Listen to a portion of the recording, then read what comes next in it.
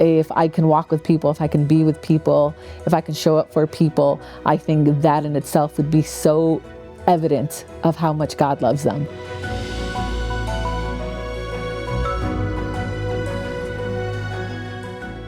Hello, my name is Guadalupe Montour, and I'm a pastor at Stone Mountain Seventh-day Adventist Church in Stone Mountain, Georgia.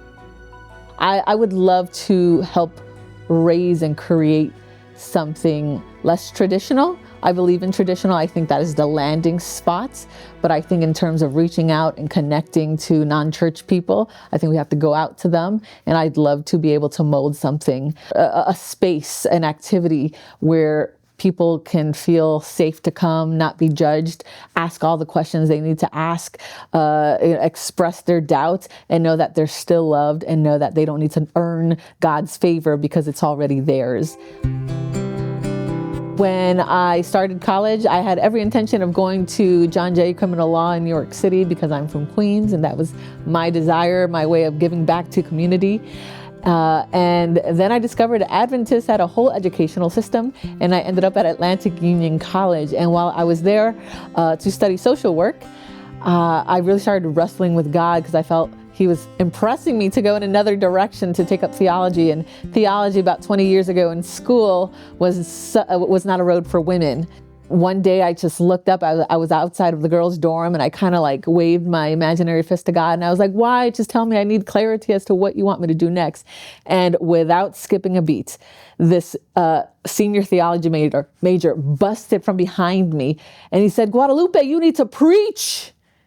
And obviously I wasn't having this conversation out loud. It was all in my head with God that I had been having these questions. And that to me was a confirmation that this was the direction I needed to go. But of course, you have doubts, and I had lots of doubts going throughout my educational experience.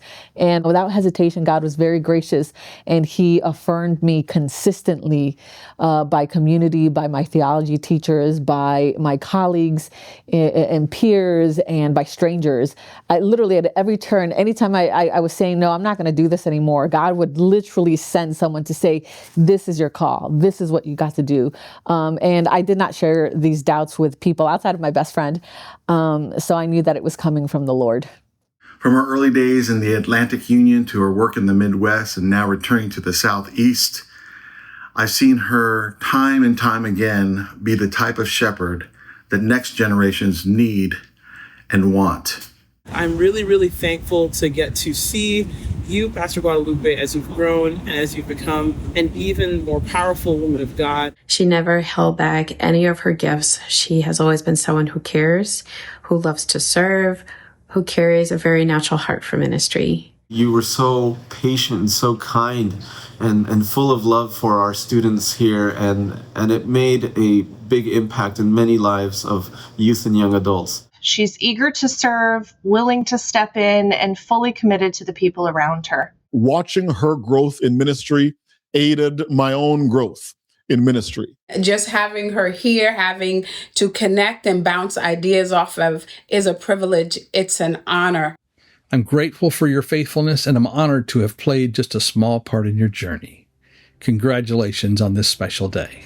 I think what today means to me is that the church, the community, my local church, my family gets to see that God hasn't left me, that He wants to continue to use me, but not just me.